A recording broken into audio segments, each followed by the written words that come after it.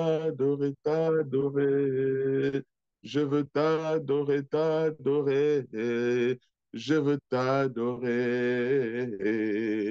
Je veux t'adorer, t'adorer. Les yeux fixés vers toi. Je veux t'adorer, t'adorer, mon roi. Je veux t'adorer, t'adorer. Je veux t'adorer. Les yeux fixés vers toi. J'oublie les problèmes autour de moi pour être guidé par toi, être guidé par toi. Je veux t'adorer, t'adorer. Alléluia. Je veux t'adorer, t'adorer. Je veux t'adorer, t'adorer. Je veux t'adorer. Éternel notre Dieu, j'ai les yeux fixés vers toi et je veux t'adorer, Seigneur, en tout temps et en tout lieu. Reste et demeure au comptoir, Papa, au courant de cette exhortation. Oui, Seigneur, je prie vers toi tous les jours. Je prie vers toi tous les jours, Papa, et je sais que tu es là. Tu m'entends, tu m'écoutes. Que ton onction descende sur moi, Papa, pendant ce moment d'enseignement. Contrôle ma bouche, Papa. Contrôle ma vie, contrôle mon cœur dans le nom puissant de Jésus.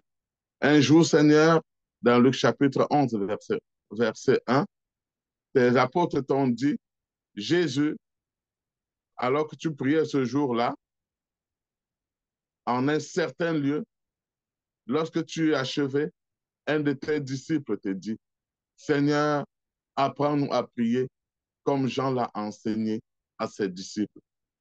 Et ce jour, Seigneur, tu leur as dit, quand vous priez, dites, Père, que ton nom soit sanctifié, que ton règne vienne et que ta volonté soit faite sur la terre. Dans Matthieu chapitre 6, verset 5 à 18, Seigneur, tu as dit, quand vous priez, n'imitez pas ces hypocrites qui aiment à faire leur prière debout dans les synagogues et à l'angle des rues. Ils tiennent à être remarqués afin que tout le monde les voie.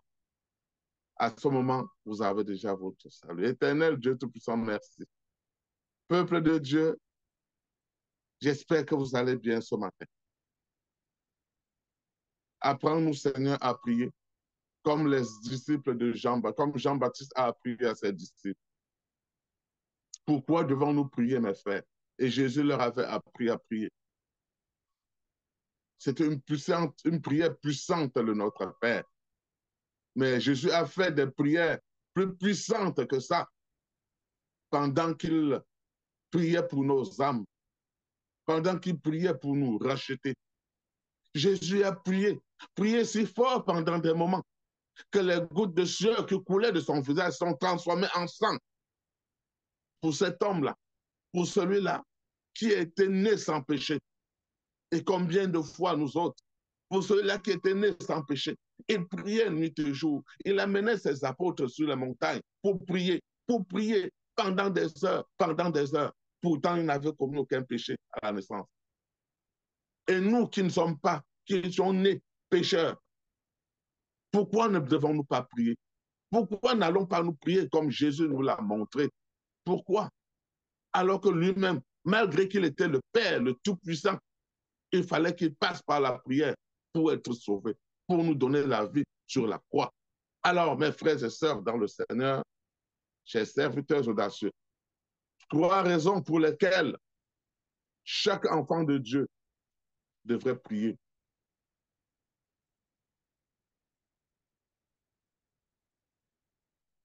Alors, quelles sont les 3 raisons pour lesquelles chaque enfant de Dieu devrait prier? On va voir 3 principales raisons. Première raison, la prière, c'est un commandement de Jésus, notre Sauveur. La prière, c'est un commandement de Jésus, notre Sauveur. Jésus-Christ. Dans 1 Thessaloniciens 5, verset 17, il est écrit, priez sans cesse. C'est Saint Paul qui nous le dit. Priez sans cesse. Alors, la prière, mes frères et sœurs, Ce n'est donc pas une option. Quand Saint Paul dit prier sans cesse, on comprend par là que la prière n'est pas une option, mais un commandement. Je dis bien un commandement. Notre Père Céleste demande donc de prier, quel que soit le lieu, quel que soit le temps, quel que soit l'endroit, le moment, le jour, la nuit, même lorsqu'on est malade. Notre Père Céleste nous recommande, quand on dit prier sans cesse, ça veut dire que nous prions, même lorsque nous sommes malades, lorsque nous sommes en bonne santé, prie. Si tu es malade, prie. Si tu es en bonne santé, prie. Que tu sois dans la salle de bain, prie. Que tu sois dans ton salon, prie. Que tu sois dans ta chambre, frères et sœurs, prie. Que tu sois dans ta voiture, prie. Que tu sois dans ton bureau, mon frère, ma soeur, prie. Prie et prie encore. Parce que nous dit prier sans cesse. Et c'est un commandement de Dieu. Que tu sois en train de te laver, de laver les assiettes, que tu sois en train de laver tes enfants, prie. Car la prière, c'est quoi? C'est un commandement qui nous a été donné par notre Dieu.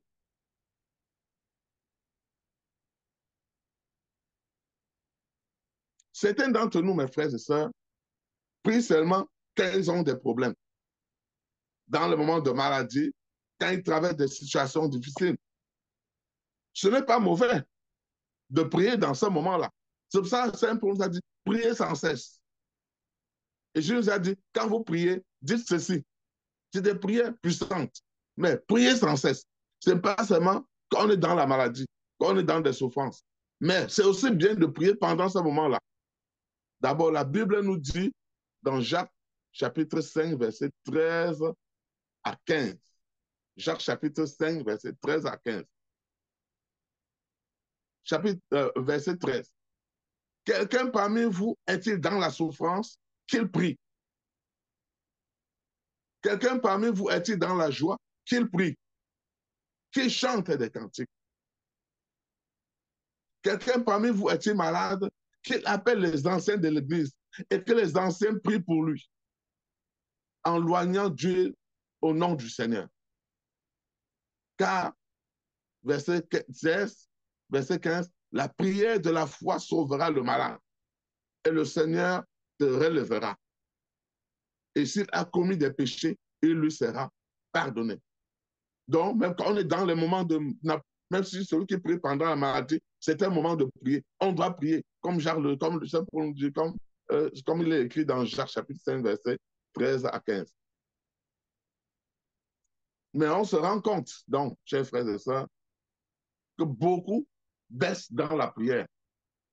Beaucoup, parmi nous, nous faisons une seconde de prière, on est parti, parce qu'on est très occupé. On est occupé par les soucis de la vie.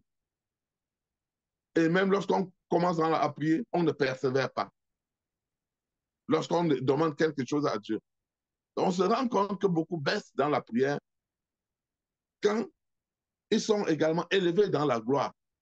Tu as pris du temps à demander un emploi à notre Seigneur. Mais le jour qu'il te donne un emploi et que tu commences déjà à être bien, tu as une voiture, tu as un bon bureau, à ce moment, tu l'oublies. Quand il t'a élevé dans la gloire, tu oublies maintenant de prier. Pour toi, la prière ne vaut plus rien parce que tu as déjà obtenu ce que tu voulais. Mon frère et soeur, Saint Paul nous dit, priez sans cesse. Priez sans cesse. Prie comme tu respires. Je te dis aujourd'hui, mon frère, ma soeur, prie comme tu respires. C'est malheureux pour ces personnes lorsqu'ils sont élevés dans la gloire, ils ne connaissent plus l'importance de la prière. Ils prient seulement quand tout va mal. Ou quand Dieu, mais quand Dieu les élève, ils l'oublient. Ils ne prient plus. Ils baissent dans la prière. Jésus est clair là-dessus, dans la prière, dans les paroles, mes frères et sœurs. Jésus est clair là-dessus. Le diable rôde. Le diable rôde. Le diable rôde.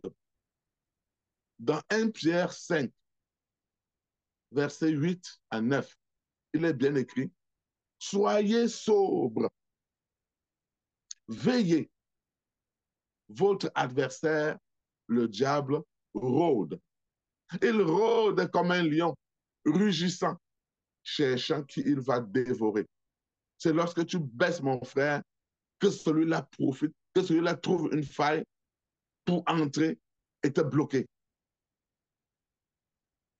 Et au verset 9, c'est écrit, résistez-lui, résistez donc au diable avec une foi ferme, sachant que les mêmes souffrances sont imposées à vos frères dans le monde entier. Ce n'est pas toi le seul qui souffre, ce n'est pas toi le seul qui est tenté. Les mêmes souffrances sont imposées à tous nos frères dans le monde entier. Ça, c'est 1 Pierre 5, versets 8 à 9.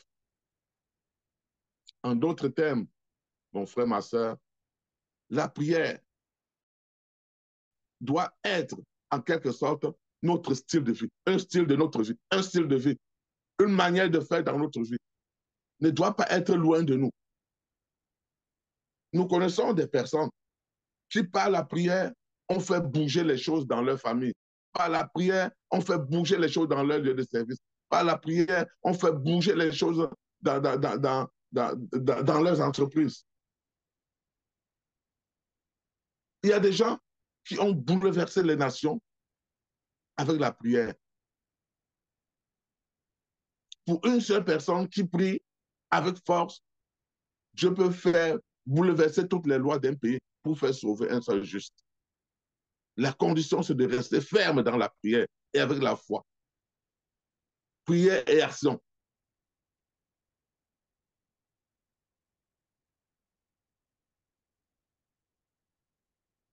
Il y a des papas ici ou des mamans ici qui ne prient pas ou bien qui prient pour eux-mêmes, pas souvent, rarement, qui ne prient même pas pour leurs enfants parce qu'ils pensent que la vie, c'est comme un jeu, qui ne s'est jamais assis un jour, un matin ou un soir pour prier avec les enfants. Une famille qui prie, mes frères et sœurs, une famille qui prie, c'est une famille qui vit. Notez ça, une famille qui prie. Prier est une famille qui vit. La prière n'est pas un jeu, ce n'est pas de l'amusement.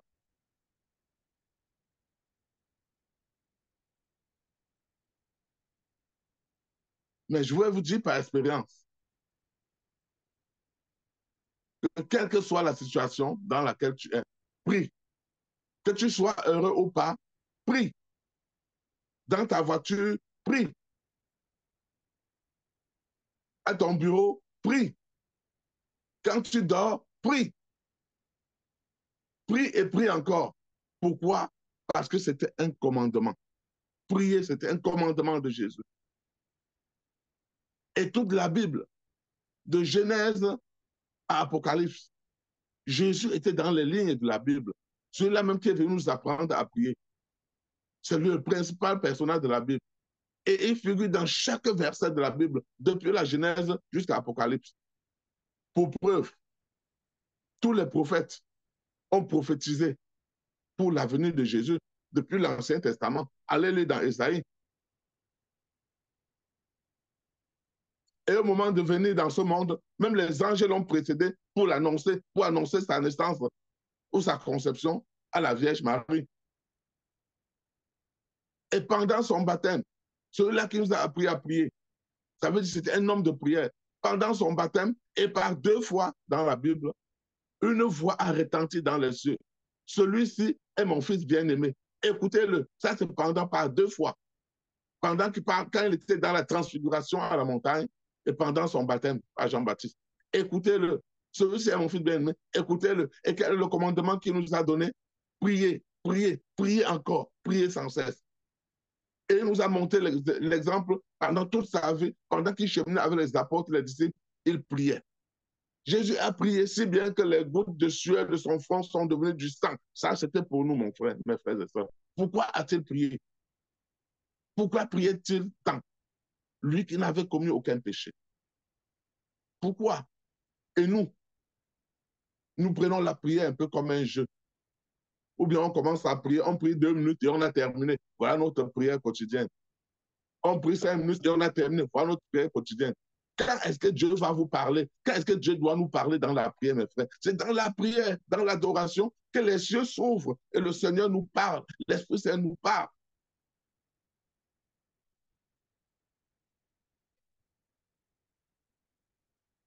Luc 22, verset 44. Étant en agonie, il priait plus instamment et sa sueur devint comme des grumeaux de sang qui tombaient à terre. Si notre Seigneur, notre Sauveur, c'est par ces gouttes de sang, c'est ces sueurs qui sont transformées en sang, c'est ces gouttes de sueur de sang qui nous ont rachetés aujourd'hui. Et en lui, nous avons tout reçu, tout a été accompli. S'il nous a montré tous ces exemples, mes frères et sœurs, pourquoi toi, moi, le simple pécheur, je ne dois pas prendre du temps pour prier? Toi, le pauvre pécheur, et moi, le pauvre pécheur, je ne veux pas prier. Pourquoi? Ce n'est pas juste, ce n'est pas normal. Quelqu'un dira, oui, Jésus a déjà tout fait pour moi. Il a déjà prié pour moi. Non, il nous a dit en partant, priez sans cesse. Faites cela en mémoire de moi. Et nous pensons que sans la prière, on va réussir. Non. Nous pensons que sans la prière, on va gouverner. Non. On pense que sans la prière, est-ce que nos vases seront remplis? Non. Est-ce que sans la prière, on va aller au ciel? Non. Mais toi, le chrétien, je te dis, et moi, je me dis, je sais qu'avec la prière, on peut réussir, on va réussir. Avec la prière, on va gouverner. Avec la prière, on va remplir nos vases. Avec la prière, on va aller au ciel. Avec la prière, on grandit spirituellement. Parce que pendant nos prières, quand nous prions instantanément, quand nous prions avec ferveur, avec concentration, on grandit spirituellement. Le fait de ne pas prier, chers frères et sœurs, fait en sorte que nous ne grandissons pas dans la foi spirituellement. Et ça peut vraiment nous coûter la vie. Tu es seul, mon frère et sœur, prie. Tu es député, mon frère et sœur, prie. Tu es homme ou femme d'affaires, mon audacieux, mon audacieuse, prie. Tu es salarié, prie. Tu es ménagère, prie. Tu es pauvre, prie. Car c'était un commandement de Dieu. Prie pendant 1 heure, pendant 2 heures. Et Dieu va te révéler des choses concernant ta vie. Ce que je vous dis, c'est sérieux. Prie pendant 1 heure, pendant 2 heures. Et Dieu va te révéler les choses dans ta vie. Je vais vous faire un petit témoignage. Est-ce que vous connaissez le livre de Lina qui s'appelle 101 proclamations? Beaucoup d'entre vous connaissent ce livre-là. Beaucoup d'entre vous ont prié avec ce livre-là. Pour ceux qui ne le savent pas, allez chercher ce livre sur Amazon. 101 proclamations. C'est lors d'une prière, pendant que nous étions en prière, un matin à 5 heures, que Dieu lui a donné pendant la prière la révélation d'écrire ce manuel-là parce que son peuple avait besoin. C'est lors d'une prière à 5 heures le matin que Dieu lui avait donné cette révélation. Nous étions ensemble en train de prier. Et ce livre, chers frères et sœurs, ce manuel fait des ravages, fait des témoignages dans la vie des chrétiens. Pour ceux qui nous reviennent, allez chercher ce livre-là, vous qui ne l'avez pas. 101 proclamations.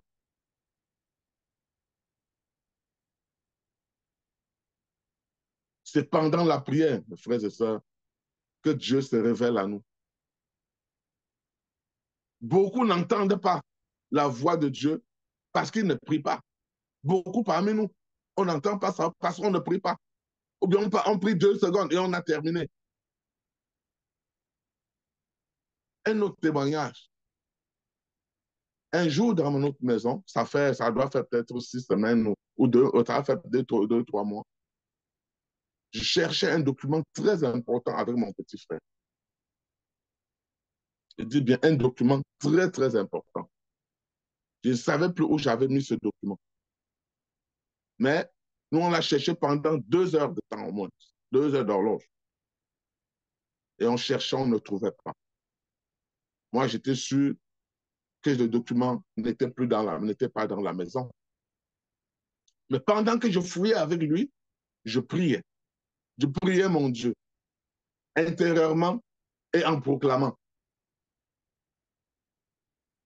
Lui, il me regardait souvent d'un coin de l'œil. On fouille, on n'a rien trouvé. Après 1 heure, 2 heures de recherche, on s'est dit, tout est le document, on ne l'a plus dans cette maison. C'est parti, on va s'arranger à faire produire d'autres par le gouvernement. 2 heures de temps, on a arrêté de prier. Je suis allé m'asseoir sur mon bureau. Lui, il est allé s'asseoir à côté. Il était sur son téléphone. L'Esprit Saint me dit à l'instant, va chercher le document à tel endroit. Va prendre, il dit, pas va chercher, il dit, va prendre ce document à tel endroit. Mais pendant que je cherchais avec mon frère, je priais et je lui disais, ce document, de temps en temps, j'ai arrêté pour dire, ce document, on le trouvera. Ce document, on le trouve. On continue de prier, on cherche, on ne voit pas. À la fin, on avait résolu que c'était perdu. Quand l'Esprit Saint m'a révélé ça, je l'ai appelé. Il n'était pas loin de moi. Je l'ai appelé que viens, va à tel endroit, prendre le document. Lui et moi, on s'est levé, il était en avant. On y est allé, on a juste pris le document là, comme c'était posé quelque part. C'était un endroit où nous étions passés 5 à 10 fois. On avait fouillé, on avait refouillé. On n'en avait pas trouvé. L'Esprit Saint a dit, va prendre à tel endroit. Je ne suis pas allé à son endroit, je l'ai appelé, j'ai dit, allons, chercher le document. Nous sommes juste entrés, on est allé juste prendre le document, un endroit où on a fouillé pendant 2 heures sans trouver. Quelle que soit la situation dans la vie, mon frère, ma soeur, prie. Mon nous assure, prie. La prière doit être comme notre respiration spirituelle.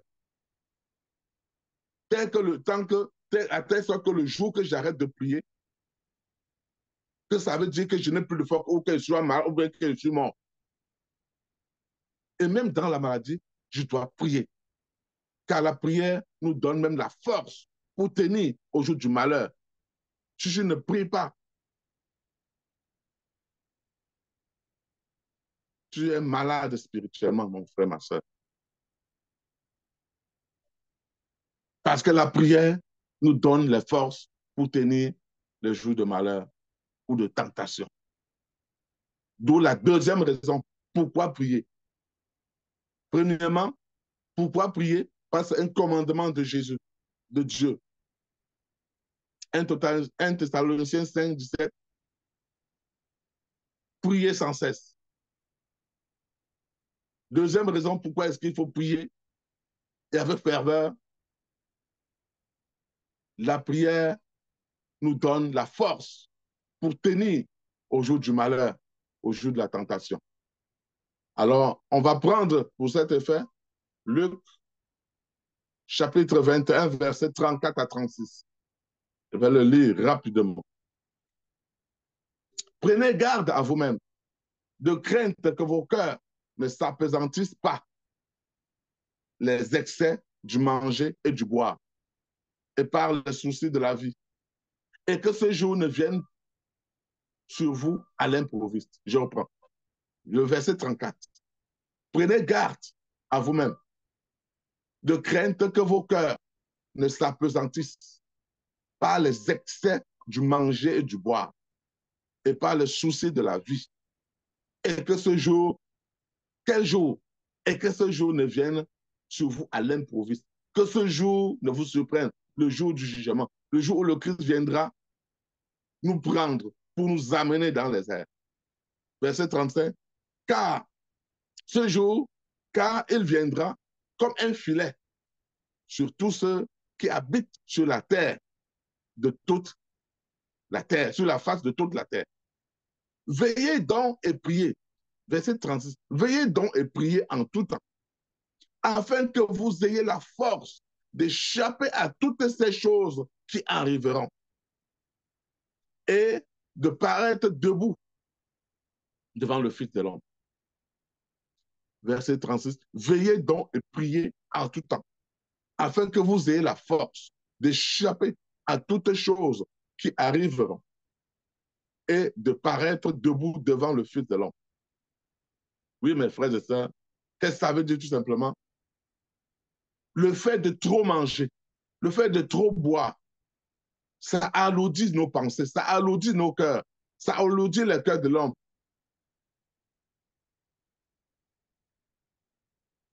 Trop manger et trop boire. Est-ce qu'à ce moment, pendant nos prières, on peut établir un véritable contact avec Dieu? Non. Donc le manque de prière peut te coûter, selon les versets, peut nous coûter notre enlèvement au ciel le jour du jugement. Le manque de prière. Car Jésus a dit, le fait de trop manger, le fait de trop boire va alourdir notre esprit. Ça nous détourne du vrai objectif de la prière. Tu entres dans la prière étant lourd, étant plein, parce que tu as le ventre plein. Ça, c'est pour entrer dormir. Est-ce que tu vas dire que tu es en train de prier? Non. Ton esprit va errer pendant ce temps. Tu ne seras pas concentré sur ce que tu étais en train de faire, sur l'adoration, sur les louanges, sur la prière. Tu ne peux pas être concentré. Si tu veux, si je veux que mon esprit soit léger, je dois prier en tout temps afin que lorsque le signal sera donné, parce que nul ne sait ni le jour ni l'heure, quand le signal sera donné, il faut que je sois prêt. Il faut que tu sois prêt à opérer le miracle migratoire dans les airs avec Jésus. Parce qu'il vient là nous chercher. Car si ton esprit, si mon esprit est lourd, est pesant à ce moment, je suis en danger. Pensez à la parabole des 10 veuves qui avaient des lampes. Pendant que les unes étaient prêtes avec leurs lampes, les autres n'étaient pas prêtes et se sont assoupies. Quand on a dit que voilà le prince de gloire qui est arrivé, car nul ne sait ni l'heure ni le jour, celles qui étaient prêtes dans la prière sont entrées, alors que les uns aux autres sont allés chercher de l'huile pour leurs lampes. Ne seront pas distraits. Vous voyez donc, chers frères et sœurs, l'importance du jeûne. Pourquoi est-ce qu'on doit jeûner? C'est pour mortifier notre corps, pour rendre notre esprit prêt, pour mettre notre esprit disponible à entrer en contact direct avec notre Père qui est dans les cieux et qui nous regarde. Faites l'espérance du jeûne. À la fin de chaque journée de jeûne, quand on fait les 7 jours de jeûne, faites l'espérance. À la fin de chaque journée de jeûne, si vous avez vraiment jeûné dans la prière, au moment de couper le jeûne, vos prières, les prières qu'on adresse à notre Dieu, ayant passé la journée à nous mortifier, à être préparés spirituellement, ces prières vont loger loin auprès de lui, bousculer le trône de gloire, mes frères et sœurs. Faites cette expérience. Ce n'est pas les prières de 5 minutes, les prières de 10 minutes. Faisons des prières intenses, de longues prières, pour confier à notre Dieu nos bonheurs et nos malheurs. Ce n'est pas seulement dans les moments de joie, oh non, de tristesse, de tempête, de misère, que nous devons aller vers lui. On doit aller être avec lui. On doit aller vers lui. On doit être vers lui en tout temps.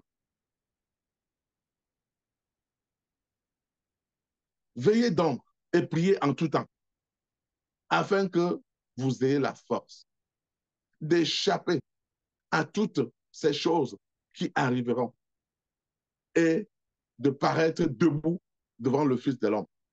Qu'est-ce que ça veut dire ce verset 36? Ça veut dire que la prière donne la force d'échapper quand nous avons des problèmes, quand nous sommes en danger. Beaucoup dans le combat spirituel, dans les prières, ne prient pas assez.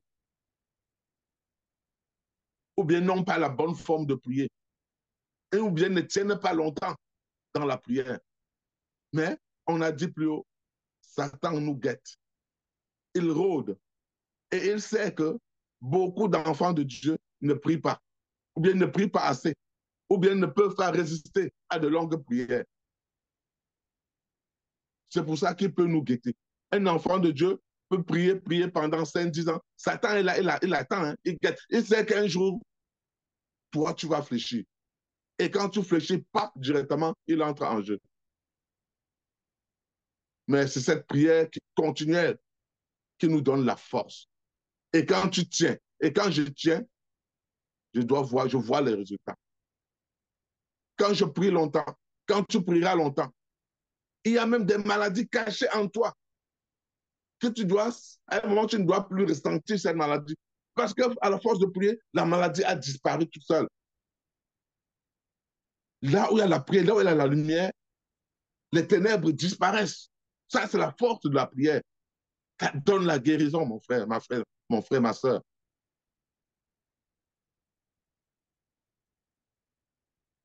C'est pour ça que lorsqu'on va dans la prière, il faut être calme. Il faut éviter d'être pressé. Il faut éviter de faire vite parce qu'on est occupé par notre travail, parce qu'on est occupé par ci, par ça. Organise-toi pour le faire. Avoir dans ta maison un espace de prière. Satan peut te donner un bon travail afin que tu oublies ta prière. Oui, c'est pour ça que quand certains enfants de Dieu sont élevés, ils oublient la prière. Satan est en jeu.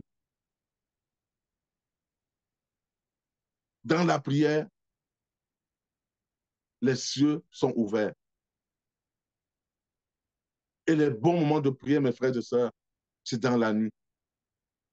C'est dans la nuit parce que pendant ce moment-là, il y a un mouvement angélique. Tout est calme. Il y a un mouvement angélique dans les airs qui s'opère. Mais prier longtemps, pas le prier de 2, 3 minutes. Apprenons à prier plus intensement la nuit. Ce n'est pas dire que la prière du jour n'est pas la prière, mais prions plus intensement dans la nuit. Les cieux sont ouverts pendant ce moment-là. Des déchets dans nos corps, dans nos âmes, disparaissent par la prière, sont évacués par la prière. Faisons cette expérience-là. Si tu souffres, va dans la prière. Si ta vie est compliquée, frères et sœurs, va dans la prière.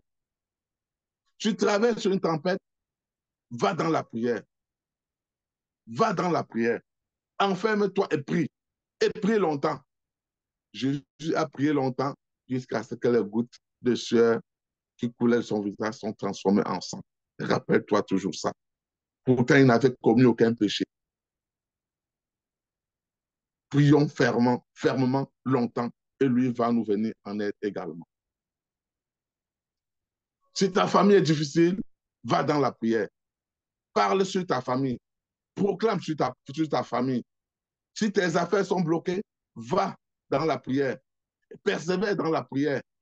Si ton conjoint t'a lâché, va dans la prière. La prière doit être notre vie. Le manque de prière peut nous coûter la vie, peut nous coûter notre mariage, peut nous coûter notre travail. On doit juste être organisé pour avoir le temps, le bon moment de prière, mais être en perpétuelle prière, même dans sa tête. Car Satan peut même, comme je disais tantôt, te donner un boulot pour meubler tout ton temps afin de t'éviter de prier. Il est très fort, ce monsieur. Il va donc profiter parce qu'il a occupé tout ton temps par le travail ou bien par les réseaux sociaux. Il va profiter de ce moment-là pour te fouetter. Satan nous fait ça pour nous retirer de la présence de Dieu. Gardons les yeux fixés vers notre Dieu. Si tu pries bien, pour que le sorcier ne te tue pas, pour que les bandits ne te coincent pas dans la rue, si tu es un enfant qui prie avec ferveur intensement, il faudrait que ce sorcier-là, ce bandit-là, qu'il tue Dieu, qu'il tue Jésus, qu'il tue l'Esprit Saint avant de t'atteindre. Mais il ne peut pas. C'est facile, hein? C'est pas facile, hein? Mais faisons, faisons l'expérience, chers frères et sœurs. Dans Matthieu 26, 40 à 44, Il est écrit, ça c'est Jésus qui était allé sur la montagne. Il vint vers les disciples, le verset 40. Il vint vers les disciples qu'il trouva endormis. Et il dit à Pierre, vous n'avez donc pu veiller 1 heure avec moi? Veillez et priez, afin que vous ne tombiez pas dans la tentation. L'esprit est bien disposé, mais la chair est faible. Après leur avoir dit ça, il remonte prier. Il s'éloigna une seconde fois et pria ainsi. Mon Père, s'il n'est pas possible que cette coupe s'éloigne sans que je la boive, que ta volonté soit faite. Il revint encore vers ses disciples et les trouva encore endormis, car leurs yeux étaient appesantis. Il les quitta et s'éloigna. Il pria pour la 3e fois en répétant les mêmes paroles. Voyons comment Jésus a prié pour combattre. L'esprit est disposé, mais la chair est faible. Jésus vient donc insister à plusieurs fois, même à ses apôtres, de prier.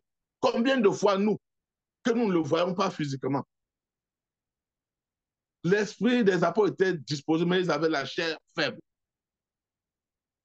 L'esprit est fort, mais la chair est faible. Jésus savait que même Pierre l'aimait bien. Mais ça n'a pas empêché que Pierre le renie. Dans le combat, Pierre était fort, mais dans le combat, il n'a pas eu la force pour dire non, pour tenir. Il a dit, Jésus, je ne te connais pas. Il a dit, je ne le connais pas. Tu vois, on a dit que la prière nous donne la force dans les moments de tentation, dans les moments de combat. Si nous prions, nous aurons la force de faire face à l'adversité et nous allons vaincre tout ce qui est devant nous. Nous allons avancer malgré la douleur. Parce qu'à ce moment, nous avons les yeux fixés vers notre Dieu. On ne joue pas avec la prière, mes frères et sœurs. La 3e et dernière raison pour laquelle toi, le chrétien, moi, le chrétien, il doit prier, c'est que la prière nous permet de révéler la meilleure version de nous-mêmes. Ça permet de révéler la meilleure version de nous-mêmes. Dans le livre de Luc, chapitre 9, verset 28 à 38, on va aller rapidement parce que le temps nous tient. Il est écrit, c'est Luc 9, 28 à 38. Environ 8 jours après qu'il eut dit ces paroles, Jésus prit avec lui Pierre, Jean et Jacques et il monta sur la montagne pour prier. Et pendant qu'il priait, l'aspect de son visage changea et son vêtement devint d'une éclatante blancheur. Ça, c'est le verset 29. Et pendant qu'il priait, l'aspect de son visage changea et son vêtement devint d'une éclatante blancheur.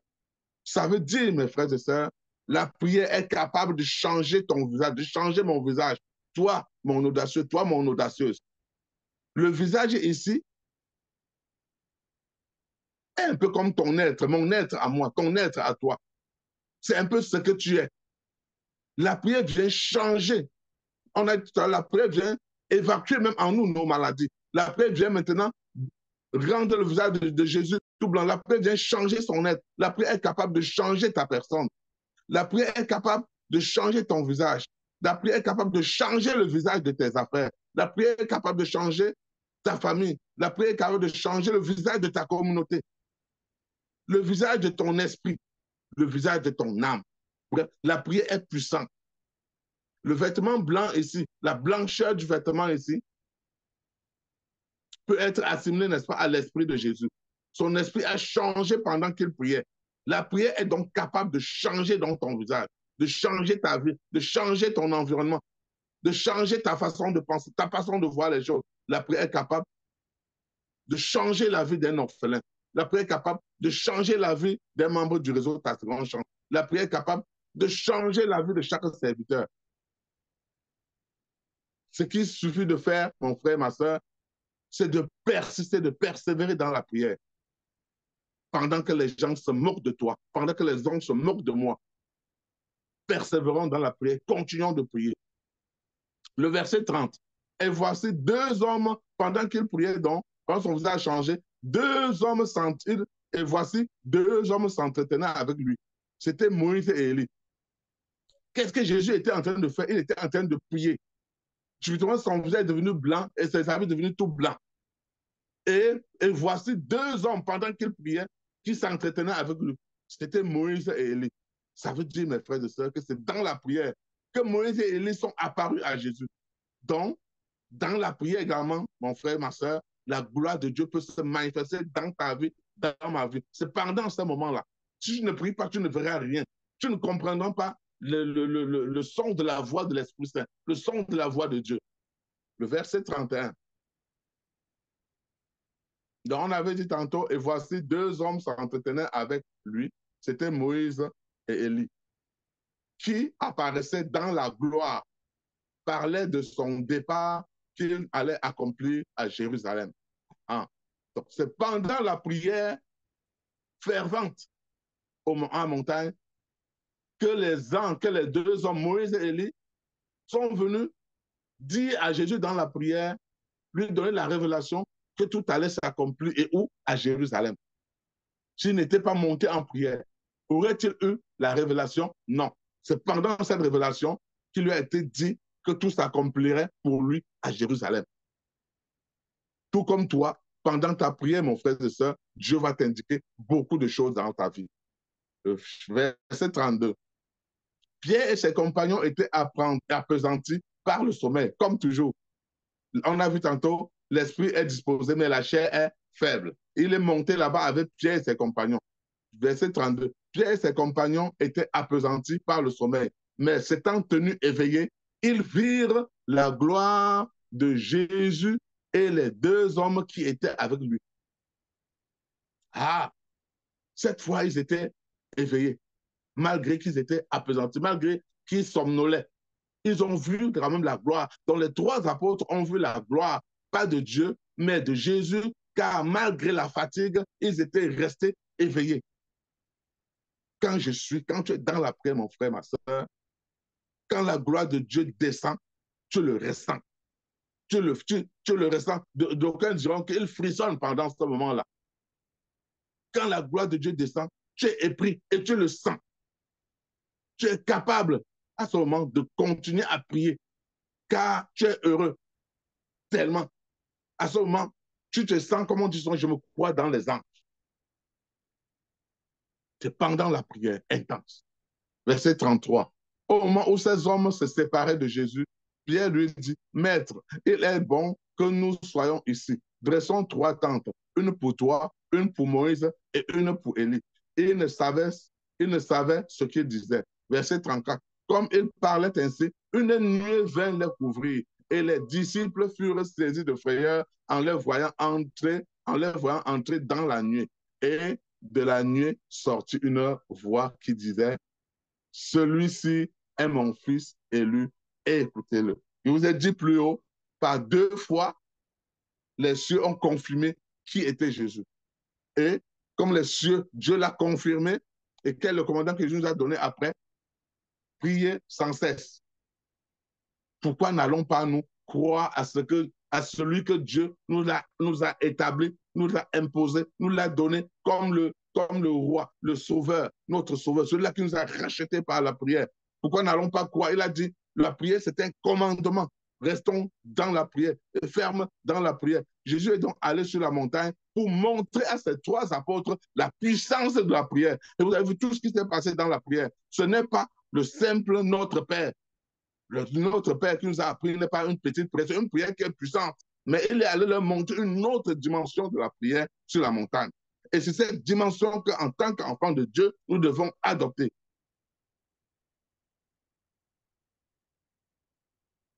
La prière à la montagne était plus puissante et permet d'avoir des expériences surnaturelles. Moïse et Élie ont apparu à ce moment-là. Donc la grande prière nous permet d'avoir des expériences surnaturelles, comme nous venons d'avoir tantôt. Alors, le verset 37, le lendemain, lorsqu'ils furent descendus de la montagne, une grande foule vint au-devant de Jésus. Alors, après cette longue prière, où beaucoup de choses lui ont été révélées, Jésus et ses apôtres sont descendus de la montagne. Une grande foule est venue vers eux. Mais où était la foule? Pendant qu'ils priaient, où était la foule? Jésus priait parce qu'il y avait un danger, il y avait un problème. Il voulait des révélations. Toi, tu pries pourquoi? Parce que tu veux enfanter. Parce que tu es stérile, tu veux enfanter. Prie jusqu'à ce que les gouttes de sueur qui coulent de ton visage se transforment en gouttes de sang comme Jésus. Et au bout de ça, si j'ai bien prié avec foi et en menant des actions, parce que prière plus foi égale résultat. Si on a prié et que Dieu nous a écoutés, quand il nous a écoutés, si on a vraiment prié, comme Jésus, à la descente de la montagne, à la fin de nos temps de prière, une foule immense doit nous suivre. Quand ils ont cessé de prier et sont descendus le lendemain, une grande foule est arrivée. Mon frère, ma soeur, quand tu as persévéré donc dans la prière, une grande foule de clients, toi qui es entrepreneur, une grande foule de clients arrive pour te faire de la recette. Tes problèmes se solutionnent en cascade et de façon surnaturelle. Si en priant, tu l'as fait avec foi et en posant des actions concrètes.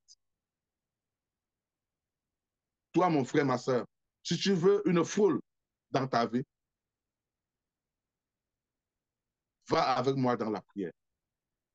Commence à prier partout et en faisant de longues prières, sans adresser à Dieu des paroles vaines, bien sûr, et surtout la nuit. Va en prière, mon frère, ma soeur. La prière est puissante. Elle est puissante. Et voici le dernier verset, verset 38. Et voici du milieu voici au milieu de la foule, un homme s'écria, Maître, je t'en prie, porte les regards sur mon fils, car c'est mon fils unique. Donc, mon frère, ma soeur, prie, prie et prie encore. Quand tu finiras ta prière, sans te décourager dans ta vie, quel que soit l'objet de ta prière, parce que tu as prié en tout temps et en toutes circonstances, une foule viendra à toi. C'est-à-dire quoi? Tes prières seront exaucées. Je veux prier avec vous pour terminer cet enseignement. Chers frères et sœurs, la prière, c'est l'arme pour vaincre le diable qui rôde et qui rôde encore. On va prier des renoms omnicaux. Et en répétant après moi, Seigneur notre Dieu, donne-moi de comprendre par l'Esprit ce que signifie la prière. Seigneur notre Dieu, donne-moi de comprendre par l'Esprit ce que signifie la prière. Seigneur mon Dieu, aide-moi à comprendre la prière. Seigneur mon Dieu, aide-moi à comprendre la prière. Seigneur mon Dieu, aide-moi à vaquer à la prière. Seigneur mon Dieu, aide-moi à vaquer à la prière.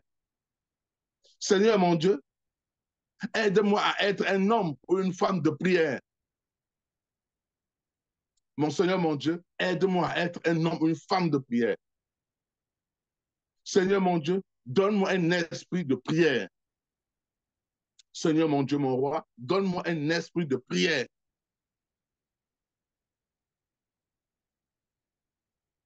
De la même manière que notre Père possède cette grâce, cette onction dans la prière, prions encore notre Dieu ainsi. Seigneur mon Dieu, en ce matin, je m'engage à marcher dans tes pas célestes au nom puissant de Jésus. Seigneur mon Dieu, ce matin, je m'engage à marcher dans tes pas de prière, dans tes pas célestes au nom puissant de Jésus. Seigneur mon Dieu, en ce matin, je m'engage à marcher dans tes grâces, dans le nom puissant de Jésus. Seigneur, en ce matin, je m'engage à marcher dans tes grâces, dans le nom puissant de Jésus. Seigneur Jésus, tu as prié jusqu'à ce que tes sueurs sont devenues du sang. Seigneur Jésus, tu as prié jusqu'à ce que ta sueur est devenue du sang. Ranime en moi la grâce, l'onction de la prière. Ranime en moi la grâce, l'onction de la prière. Seigneur, tu as prié jusqu'à ce que ta sueur est devenue du sang. Ranime en moi, Seigneur, chaque jour, la grâce, l'onction de la prière. C'est au nom puissant de notre Seigneur Jésus-Christ que j'ai exalté et que j'ai prié ce matin.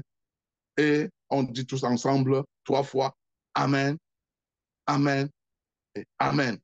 Soyez abondamment bénis, peuple de Dieu, en ce journée de jeûne et de prière pour les serviteurs audacieux. Allons dans la prière, persévérons dans la prière, entrons dans la prière avec lui. On ne lâche pas jusqu'au bout. Prions jusqu'à ce que les gouttes de sueur qui coulent de nos visages se transforment en gouttes de sang. Nos prières vont aller bousculer les trônes de notre Seigneur. Alléluia. Amen. Amen. Amen. Amen. Sois béni, peuple de Roger. Merci beaucoup pour cet enseignement.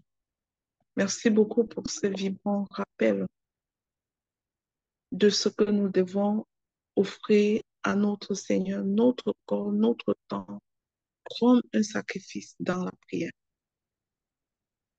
Merci pour cette prise de conscience que tu suscites en chaque personne connectée à ce moment. Nous prions que cette exhortation ne soit pas vaine. Chers frères et sœurs, maintenez la journée comme journée de jeûne, puisque c'était notre résolution depuis la création de ce ministère. Respectons ce que nous avons comme entente avec Dieu. Faisons de cette journée une journée de jeûne, car lui-même il dit, il y a certains types d'esprit qu'on ne gagne qu'avec le jeûne et la prière. Que Dieu nous bénisse abondamment. Nous devons faire des rappels. Je voudrais tout simplement donner les nouvelles du réseau en rappelant notre conférence qui aura lieu le 19 octobre prochain à Montréal. C'est une conférence très importante, c'est notre conférence et nous croyons que tous les membres du réseau qui sont en mesure d'être présents dans cette conférence-là doivent être là. Ne laissez pas ce moment passer. C'est vraiment des rencontres de destinée. C'est une rencontre de destinée. Ce n'est pas une simple sortie d'un matin, mais c'est une journée où nous nous levons pour que quelque chose change, pour que quelque chose s'améliore dans chacune de nos vies. Et les personnes qui ne peuvent pas se présenter à cette conférence parce que trop loin du Canada, oui, un lien vous sera donné, une information vous sera donnée pour que vous puissiez prendre vos places à distance pour les personnes qui sont en Europe, en Afrique. Je remercie les personnes qui sont en Europe et qui se déplacent pour cette conférence pour le Canada. Je remercie les personnes qui sont dans le Canada, mais dans une province lointaine. Je remercie les mamans de l'Alberta qui ont déjà réservé le billet d'avion pour venir à cette conférence. Que Dieu se souvienne de vous et il prépare des surprises pour vous dans cette journée-là. Chers frères et sœurs, je vais nous souhaiter de passer une excellente journée, de ne pas hésiter de réserver nos places. Je vais mettre un lien dans le groupe des serviteurs audacieux, le lien pour réserver nos places à cette conférence. dans le groupe des serviteurs audacieux et dans le groupe du réseau Ta Seconde Chance encore une fois ce matin. Que l'absent ne soit pas un membre du réseau Ta Seconde Chance, s'il vous plaît. Ça ne se peut pas que nous soyons la personne absente alors que nous sommes organisateurs.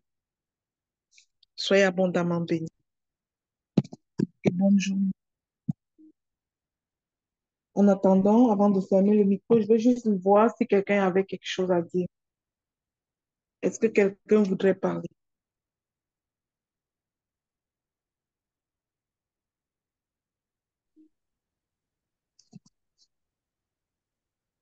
Ok, bonne journée à tous. Et j'avais une question, maman Lena. Ok, maman Sophie. Ok. Et si je remercie ma voix de donner la parole. Je dis merci à Papa Guy Rocher pour ce bel enseignement. Vraiment, et cela me coupe pas trop au cœur. J'ai une question Est-ce que pour... tu peux me faire parler un peu plus clair, s'il te plaît? Ok. Oh, désolé, il fait les 3 heures ici. Désolé. Ah, ça va? Oui, je t'entends. Ok, merci. Alors, je disais ici, merci de m'avoir donné la parole. Et je dis merci à Papa Guy Roger pour ce bel enseignement.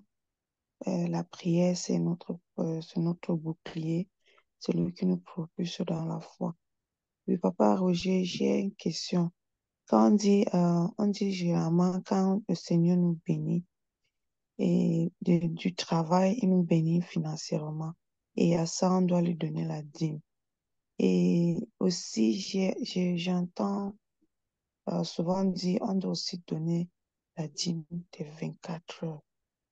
Et comme tu viens de dire, il faut prendre longtemps dans la prière. Je demandais que, bon, peu- pas tant de nos multiples occupations dans la journée. Est-ce qu'on peut segmenter notre dîme de 24 heures en, je ne sais pas, peut-être 5 minutes, 10 minutes de prière intense, que nous concentrons son temps à Jésus. Je ne sais pas si où on doit seulement la prier 2 heures de temps en intense, dépendamment de notre disponibilité dans la journée. Bonjour, maman Sophie. Je vais répondre à cette question-là. Il est bon de prioriser Dieu dans notre vie. Il est bon de prioriser Dieu dans notre vie. Un enfant de Dieu ne devrait pas dormir jusqu'à ce que le jour se lève avant lui. La meilleure façon de prier, c'est de prendre du temps avant que le jour ne se lève.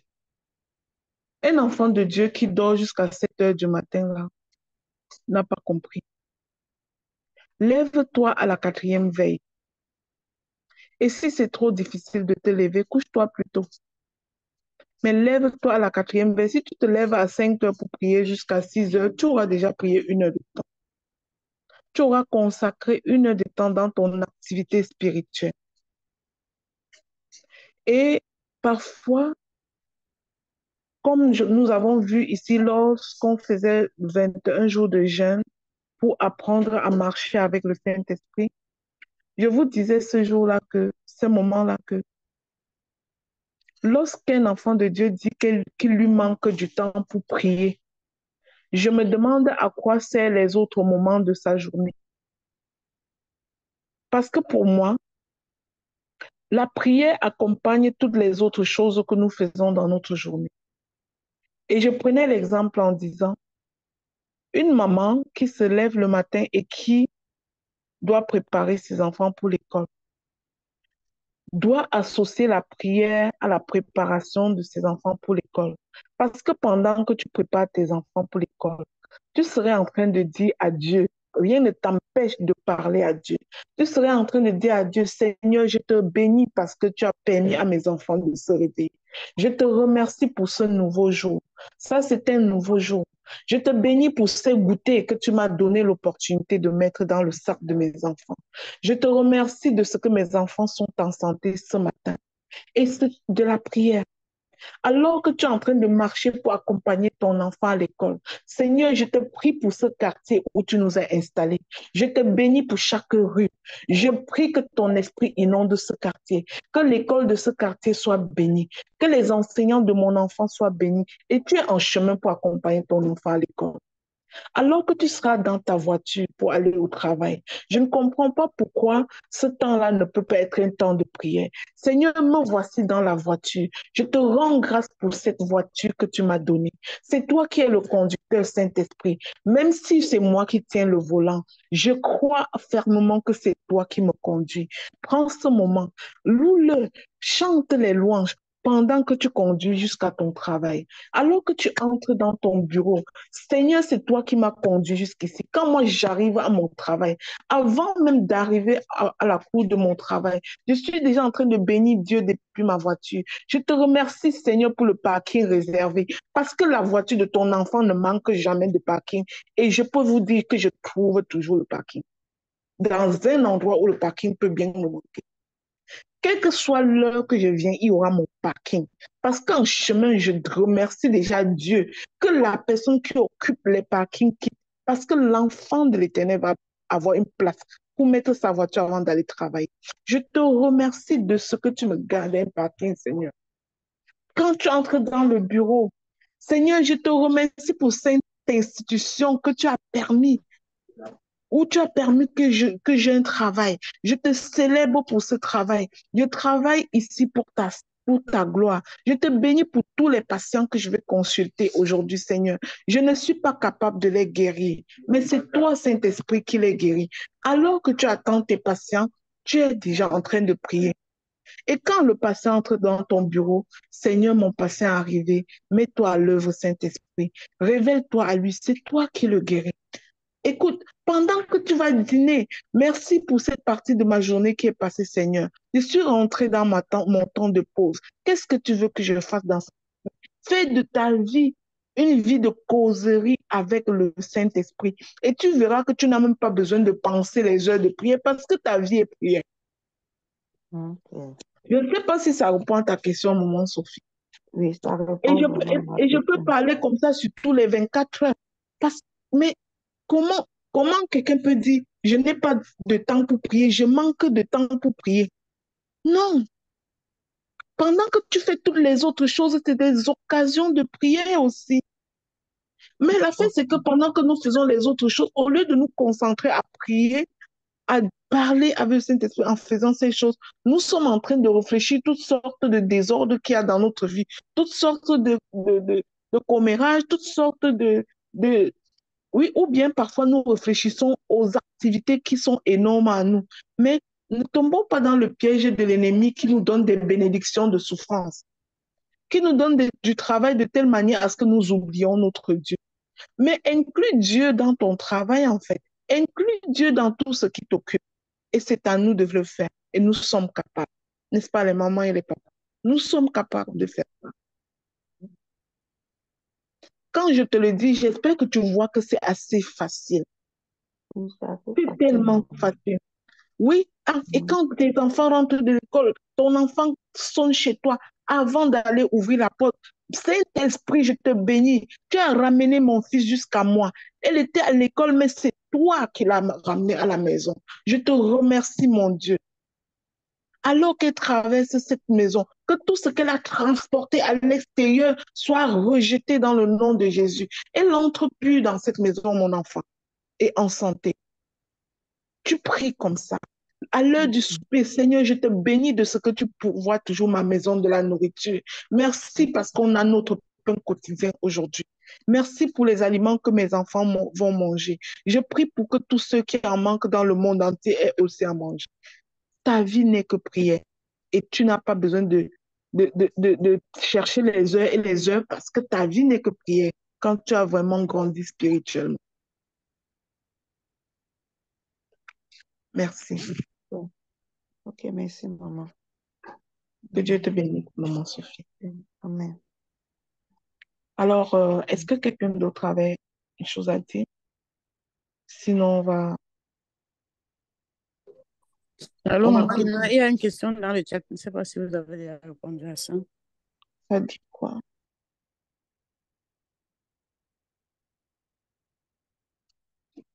Est-ce que je voulais que je la lise? S'il te plaît. Ok. Maman Lina, moi j'ai pris toujours autour de minuit à 2 heures. Mais le plus souvent en journée, je me sens fatiguée et parfois le sommeil me prend alors que j'ai du travail à faire. Comment faire face à cela? C'est maman Paulette Tereta. Merci. Oui, bonjour, bonjour maman Paulette Rita. Pourquoi tu pries de minuit à 2 heures? Quelle est ton intention? Pourquoi tu pries à ce moment-là? Parfois, j'aimerais nous dire tout simplement que ne tombons pas dans le piège des manipulations trop religieuses qui nous dit que Dieu va écouter notre prière qu'à tel moment. Parce que je sais que les gens qui disent je prie entre minuit et 2 heures, c'est parce qu'on les a dit que c'est à ce moment-là qu'ils vont faire les combats. En réalité, un enfant de Dieu n'est pas un enfant qui combat. Parce que le combat est à Dieu. Le combat ne t'appartient pas, la victoire t'appartient. Déjà, pose-toi la question, pourquoi moi je dois prier que de minuit à 2 heures? Pourquoi je dois faire ça? Les autres temps de ta vie servent à quoi? Tout ce qui est bénédiction de Dieu ne se fait suivre d'aucun chagrin. Si tu dois prier de minuit à 2 heures, il faut que Dieu renouvelle tes forces en journée. Et si tes forces ne sont pas renouvelées, ça veut dire que tu n'étais pas en train de faire la bonne chose. Quand tu coupes ce moment-là de minuit à 2 heures, pourquoi tu choisis ce moment? Réponds à ta propre question. Pourquoi je ne prie qu'à ce moment? Pourquoi? Les autres moments de ma vie, c'est pour faire quoi? La prière doit être inclue dans tous les moments de ta vie. Tu dois trouver une façon de parler à ton Dieu dans tous les moments de ta vie. C'est sûr que Papa Guiraudie a dit dans l'enseignement que c'est bon de prier la nuit. Mais si prier la nuit t'empêche d'être fonctionnel, si ça se fait suivre d'un chagrin, ce n'est pas une bénédiction. Alors tu dois te réaménager. Je ne sais pas si c'est clair pour toi.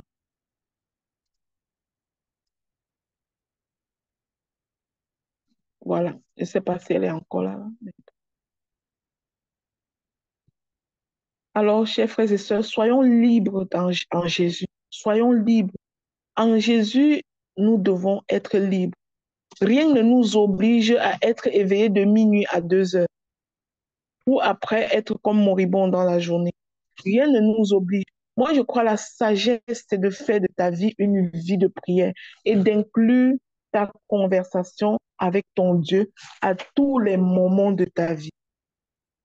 Oui, tu peux prendre des sessions de prière dans la nuit, mais pas obligé d'être entre minuit et 2 heures. D'ailleurs, si tu veux être renseigné sur quel moment de la nuit est meilleur pour prier, c'est à partir de 4 heures du matin, c'est pas de 0 à minuit, comme on dit que aller faire les prières de combat. Tu peux combattre avec le diable, toi? Dis-moi, tu peux le combattre? Le combat appartient à Jésus. Le combat appartient à Dieu. Je te prie d'aller chercher même sur YouTube les enseignements sur les 4 veilles. Et tu verras que la meilleure veille pour prier pour un enfant de Dieu, c'est de 4 heures à 6 heures du matin. Et c'est de 15 heures à 18 heures si tu es quelqu'un qui veut t'accommoder des heures. Mais après tout cela, moi, je crois que la meilleure chose, là où nous devons nous rendre, c'est de faire de notre vie une vie de conversation avec le Seigneur en tout temps et de nous coucher et dormir quand il faut dormir. Amen.